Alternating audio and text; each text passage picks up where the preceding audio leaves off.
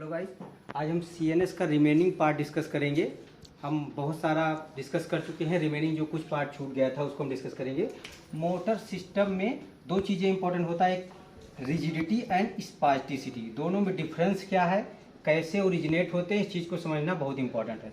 तो हमारा जो मोटर सिस्टम है, जैसे ये है, यहाँ पे प्राइमरी मोटर एरिया हुआ, प्राइमरी मोटर एरिया, उसके बाद होता है प्री मोटर एरिया और उसके बाद सप्लीमेंट्री।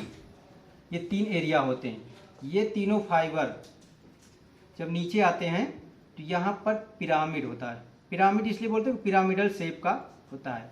तो जो फाइबर, कुछ फाइबर आएंगे इधर से निकल जाएंगे, इधर से निकल जाएंगे, कुछ फाइबर इस तरह से। जो फाइबर पिरामिड से होके गुजरते हैं उनको पिरामिडल ट्रैक्ट बोलते हैं।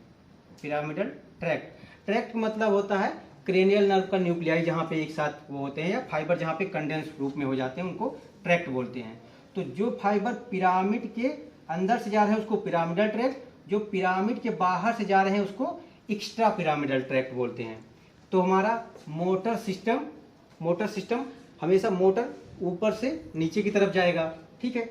तो पिरामिडल, अगर किसी का पिरामिडल ट्रैक्ट में लीजन है तो स्पास्टिसिटी मिलता है, और किसी को एक्स्ट्रा पिरामिडल ट्रैक्ट में लीजन है तो रिजिडिटी मिलता है। तो पहला बात ये क्लियर होना चाहिए, पिरामिडल ट्रैक्ट में स्पास्टिसिटी और एक्स्ट्रा पिरामिडल में रिजिडिटी मिलती है, पहला पॉइंट है। दूसरा है, जो स्पास्टिसिटी हो तो वेलोसिटी डिपेंडेंट हाइपरटोनिया होता है। वेलोसिटी डिपेंडेंट हाइपरटोनिया होता है।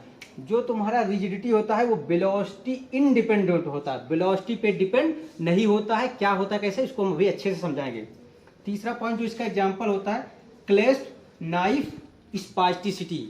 क्लेस्प नाइफ स्पास्टिसिटी आप लोग मूवी में देखे होंगे, एक होता है ओमपुरी चाकू, देखिए कभी ओमपुरी चाकू, नाम ओमपुरी चाकू है, रखता कौन था, अमरीशपुरी, ठीक है। ऐसे निकाल के खट दे खोलता था, ऐसे करके ऐसे हिला के पूरी इंटेस्टाइन बाहर निकाल लेता था, तो ज़्यादा हो गया, ठीक है।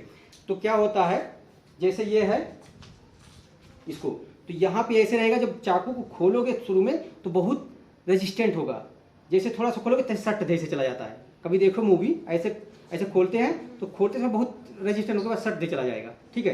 तो जो इनिशिएट करोगे तो मैक्सिमम रेजिस्टेंट होता है, और जैसे बाद में मिनिमम हो जाता है। तो क्या है, और ये डिपेंड करे वेलोसिटी, अगर ज़्यादा तेज करोगे तो बहुत आसानी से हो जाएगा, स्लो करोगे ज़्यादा तो क्या होगा, ये वेलोसिटी डिपेंडेंट होता है, ठीक है। और मैक्सिमम शुरुआत में होता, मिनिमम जाके कम हो जाता है। तो वही पॉइंट है कि maximum at start of movement और minimum at end of movement, और वेलोसिटी डिपेंडेंट होता है। एग्जांपल इसका है, अपर लिम्ब में क्या होता है, फ्लेक्सर मसल में मिलता है और प्रोनेटर मसल में। अपर लिम्ब में फ्लेक्सर मसल और प्रोनेटर। लोअर लिम्ब में क्या होता है, एक्सटेंशन ऑफ हिप, नी और एंकल, हिप, नी और एंकल। जैसे ये अपर लिम्ब का फ्लेक्सर की बात कर रहा है, जैसे ये है इस तरह से, ऐसे है, इस तरह किसी का है, जब कोई पेशेंट आए देख रहा है तो उसमें करोगे तो ऐसे रहेगा, ऐसे आप छोड़ोगे ऐसे तो शुरुआत में बहुत अच्छे होगा, और जैसे थोड़ा खोलेगा ऐसा सट खुल जाएगा, ठीक है। ऐसे रहेगा, ऐसे एकदम ऐसे रहेगा, तुम जो लगाओगे उसमें बहुत जोर लगेगा, जो लगाओगे तो ऐसे सट खुल जाएगा। तो क्या है, क्लेस्प नाइफ स्पास्टिसिटी है, शुरू में बहुत जोर लगेगा, उसके बाद एकदम ऐसे खुल जाएगा, और जितना ताकत के साथ आप लगाओगे उतना जल्दी खुल जाएगा। तो वेलोसिटी डिपेंडेंट है, maximum at start of movement, minimum होता है। रिजिडिटी जो होता है वो वेलोसिटी सेम है, जितना शुरुआत में होगा उतने आप अंत में भी होगा, ठीक है। नेक रिजिडिटी करके हम दिखाए थे वहां पे, ये कर रहे थे, तो शुरुआत और अंत में एकदम सेम बना रहता है, रिजिडिटी सेम रहता है, स्टार्ट ऑफ मूवमेंट और वेलोसिटी इंडिपेंडेंट। आप ज्यादा तेज करोगे तब भी रिजिडिटी उतनी बनी रहेगी, और स्लो करोगे तब भी उतनी बनी रहेगी, ठीक है। नेक्स्ट पॉइंट, इसका एग्जाम्पल है कॉग व्हील और लेड पाइप रिजिडिटी। पार्किंसन में दोनों पाया जाता है, और एक कॉग व्हील रिजिडिटी। एक्चुअली जो कॉग व्हील रिजिडिटी होता है वो लेड पाइप रिजिडिटी में अगर ट्रिमर हो जाए, कॉग व्हील वो देखिए, वो जो पुराने जमाने में लड़िया होता था उसका पहिया घूमता था, तो उसी तरह अगर किसी को मान लो ये रिजिडिटी है, उसके चारों तरफ घूमने, ट्रिमर होने लगे, ट्रिमर घूम रहा है, तो उसी को नाम बन जाता है कॉग व्हील। तो अगर lead pipe rigidity plus tremor उसके साथ तो उसे बोलते हैं कॉग व्हील, और नहीं तो लेड पाइप रिजिडिटी, जैसे पार्किंसन में। अब रिजिडिटी कहाँ कहाँ, नेक, ट्रंक और प्रॉक्सिमल मसल। मैंने नेक के लिए कौन सा बताया था, नेक रिजिडिटी टेस्ट करते थे ना, अगर कॉन्शियस बैठा है तो ओपन माउथ करके वो कराते थे, नहीं तो अगर अनकॉन्शियस है तो वैसे कराते थे। ट्रंक के लिए हम क्या करते थे, एक बोले थे ब्रुडिस्की नेक साइन और ब्रुडिस्की लेग साइन, तो ट्रंक के लिए एक ब्रुडिस्की नेक लेग होगा, और प्रॉक्सिमल मसल के लिए हम क्या कराते थे, कर्निक कराते थे यहाँ 90 डिग्री फिक्स करके। तो ये 3 जगह मिलती है जो उसके लिए अलग अलग टेस्ट है, रिजिडिटी के लिए करते थे ना मेनिंजियल साइन के रूप में जो पढ़ाए थे, ठीक है। तो ये चीज समझ में आए। मोटर सिस्टम का स्पास्टिसिटी रिजिडिटी ज्यादा तो लोग समझते हैं सेम चीज, तो कोई बात सेम चीज नहीं है, दोनों अलग चीज है। एक पिरामिडल ट्रैक्ट के रिजल्ट में मिलता है, extra pyramidal tract. Pyramidal tract क्या है, एक्स्ट्रा पिरामिडल ट्रैक्ट जो मेडुला होता है, मेडुला अनुग्रह के ऊपर पिरामिड होता है, जो फाइबर पिरामिड से गुजर रहे हैं उनको पिरामिडल ट्रैक्ट, जो पिरामिड के बाहर से गुजर रहे हैं उसको एक्स्ट्रा पिरामिडल ट्रैक्ट, ठीक है।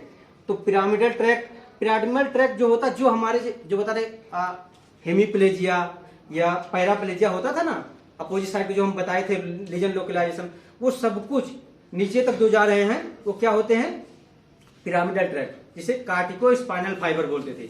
कौन सा फाइबर, कार्टिको स्पाइनल, कार्टेक्स से चला स्पाइनल कार्ड के थ्रू नीचे जा रहा, तो उसको बोलते हैं क्या, कार्टिको स्पाइनल फाइबर, ठीक है।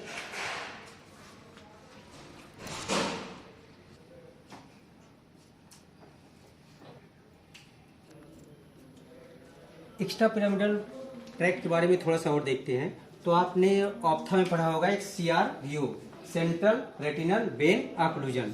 तो निमोनिक पहली बार तो नाम ही याद नहीं होता है, ठीक है, तो नाम पहले याद, इस निमोनिक से आपको नाम हमेशा याद रहेगा, ठीक है।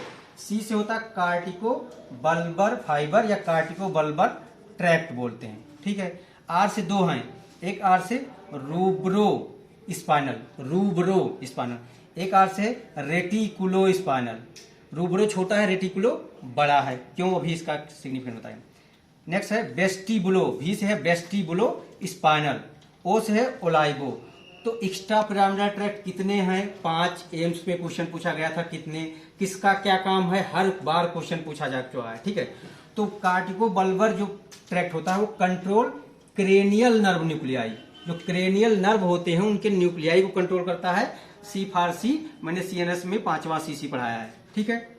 अब देखो एक रेटिकुलो है, एक रूब्रो, रूब्रो छोटा है, रेटिकुलो, रूब्रो छोटा है, तो ये सिर्फ फ्लेक्सर मसल ऑफ अपर लिम, केवल अपर लिम के फ्लेक्सर मसल को कंट्रोल करता है, रूब्रो छोटा है।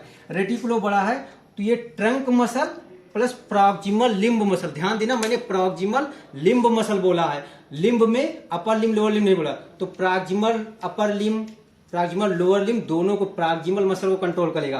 तो देख रहे हो यहां भी कंट्रोल किया, यहां भी कंट्रोल किया और ट्रंक को कंट्रोल किया, इसलिए इसका नाम थोड़ा सा बड़ा है रेटिकुलो। याद कैसे करेंगे, कंफ्यूज नहीं करना है। उसके बाद वेस्टिबुलो, वेस्टिबुलो स्पाइनल का आप जैसे जानते हैं बैलेंसिंग में काम होता है। तो इसमें क्या लिखा है, control head and neck during tilting of body, जब बॉडी टिल्ट करता है तो हेड और नेक को कंट्रोल करता है। जैसे हमारी बॉडी है ये, ठीक है, ये हम ऐसे कर रहे हैं, ऐसे जा रहे हैं, ठीक है, ऐसे, तो एक समय के बाद हम गिर जाएंगे, गिर जाएंगे, क्योंकि क्या होता है, जैसे हमारा सेंटर, जब हमारे पैर से सेंटर ऑफ ग्रेविटी बाहर जाएगा तुरंत गिर जाएंगे, ठीक है। अगर हम इस तरह से, बॉडी हमारी इस तरह झुक रही है, गर्दन हमारी इस तरह झुकेगी, तो हमारा ज्यादा कंट्रोल होगा, बहुत लेट गिरेंगे। क्यों, क्योंकि सेंटर ऑफ ग्रेविटी जो है इसके पैरों के बीच में रहेगा।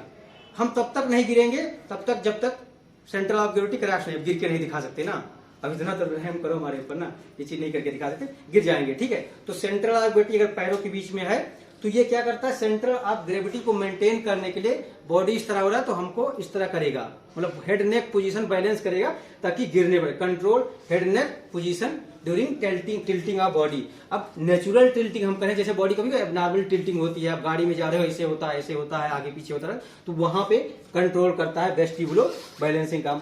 ओलाइबो स्पाइनल क्या करता है, मसल टोन, मसल टोन बहुत जरूरी है। अगर तुम्हारी जैसे बॉडी में हमारी टोन ना हो तो हम गिर जाएंगे, खड़ी नहीं पाएंगे। जिसका टोन हाइपोटोनिया वाले कहाँ बच्चे होकर है, ये टोन बढ़ गई, तो नॉर्मल मसल टोन को बैलेंस करने के लिए या फैसिलिटेट करता है मसल टोन, कौन सा, ओलाइबो स्पाइनल ट्रैक्ट। तो एक्स्ट्रा पिरामिडल ट्रैक्ट 5 होते हैं, पांचों के फंक्शन ये बहुत इंपॉर्टेंट है।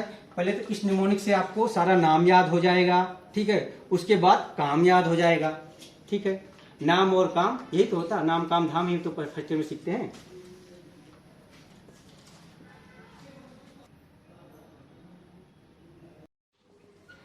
जैसे आप लोग का एक क्वेरी है कि चीजें याद नहीं होती हैं, ठीक है, तो ये सबके साथ समस्या होता है, भूलना भी जरूरी है, लाइफ में बहुत कुछ भूलना जरूरी है। तो होता क्या है, जैसे मैंने नीट पीजी प्रिपरेशन में बताया था ठीक है, स्टडी, प्रिंसिपल ऑफ स्टडी, उसमें लास्ट पॉइंट था रिवीजन। ठीक है, लास्ट पॉइंट रिवीजन था। तो रिवीजन बहुत जरूरी है। रिवीजन के लिए जो मैंने कैसे किया, ठीक है, यूजली मैं क्या करता, जैसे पढ़ता मैं 5-6 घंटा था, उसको कहीं भी रह के रिवाइज करता रहता था मन ही मन। जैसे मान लो मैं इस चेयर पे बैठा, तो चेयर पे बैठे हैं मतलब करके फिर उसी में खो जाते थे, मतलब याद करते रहते। मान लो हम जैसे ये हैं फोकस की, तो उसी पे था मैं कैसे याद करता था। ठीक है, तो वही चीज करना होगा। चीजें भूलती हैं जब बार बार, मतलब जैसे हमने बताया था कि जो विजुअल मेमोरी होती है वो ऑडिबल मेमोरी से 20 टाइम्स फास्टर होती है, अच्छी होती है। तो चीजों को मेमोराइज करना है, इमेज बनाने की कोशिश करना है। ठीक है, तो उसी पे था। मैंने जब कैसे याद किया उस पे था कि मैं मन ही मन उसका चित्र बना लेता हूं। मैं मन ही मन उसका चित्र बना लेता हूं। जैसे ब्लैक बोर्ड था, लास्ट में पूरा टेबल बना था उसका, मैं मन ही मन उसका चित्र बना लेता हूं। अंधेरे में भी उसके अंग अंग सजा लेता हूं। अंग से मतलब जैसे मैंने पूरा बनाया था, फिर पिरामिडल ट्रैक, फिर उसके छोटे छोटे पॉइंट थे ना, वो एक प्रकार की छोटा मतलब अंधेरा टाइप का, वो ज्यादा सघन हो गया ना, तो उसको भी याद कर लेते थे। एक पॉइंट याद होता था कि अंधेरे में भी उसके अंग अंग को सजा लेता हूं। बेशक मैं भूलना चाहता हूं। पढ़ाई ऐसी चीज है, कोई याद जिंदगी याद नहीं करना चाहता, मजबूरी होती एग्जाम में पास होना, वो चीज है ना। तो ओबियसली बेशक मैं भूलना चाहता हूं उसको, लेकिन फिर भी नहीं भूल पाता, क्योंकि मैं बैठे बैठे उसको कई बार दोहरा लेता हूं। तो आपको इसी तरह करना है। ठीक है, टाइम लिमिट है, पढ़ने से ज्यादा रिवीजन बहुत जरूरी। आप 4-6 घंटा पढ़िए, 5-6 घंटा पढ़िए, लेकिन उसको रिवाइज करते रहिए। ठीक है, जैसे वो हमारे साथ वाले पहचान जाते थे, जैसे हम बैठे ऐसे, फिर एक जगह जैसे रिवीजन करोगे तो फिक्स हो जाएगा। जैसे मान लो इधर देख रहे हैं, इसके चेहरे फिक्स हो या ऊपर तो फिक्स हो गए, क्योंकि आप ऐसे ऐसे करते रहोगे तो वो करके। और एक कंसंट्रेशन एक ऐसी चीज है ना, जब आपकी हैबिचुअल हो जाती है ना, तो मैं बताऊं जहां पे मेरा घर है वहां पे एक साइड मस्जिद है, एक साइड मंदिर है। ठीक है, तो सुबह मस्जिद की वो शाम को आरती होता था, ओम नमः शिवाय, ये वो उधर शुरू, और इधर वो इल्ला वो जो भी होता है, मतलब अब नहीं पढ़ाएंगे, ये चीजें होता है दोनों टाइम। फिर भी मैं जो मेरी घर का सीढ़ी था उसके लास्ट उस पर जाके मैं बैठ जाता था, और मुझे पता भी नहीं चलता था। एक होता जैसे ताजिया निकल रहा, कब ताजिया कब मंदिर वाला जुलूस निकल गया, पता ही नहीं चलता था। तो जिस दिन आपके अंदर वो आ जाएगी ना, तो पता ही नहीं चलता, इतना कंसंट्रेशन। जिस दिन ये अडॉप्टेशन हो गया, मेडिकल फील्ड तो ऐसे है ना, आप ओपीडी में काम कर रहे हैं या फिर आपको इमरजेंसी में काम कर रहे हैं, वहां पे इतना शोर शराबा पढ़ना पड़ेगा। ठीक है, तो कंसंट्रेशन लाना पड़ेगा, वो कंसंट्रेशन आ जाती है। ठीक है, तो आप इस फंडा को फॉलो करिएगा, आपकी मेमोरी और याद करने की क्षमता बढ़ जाएगी।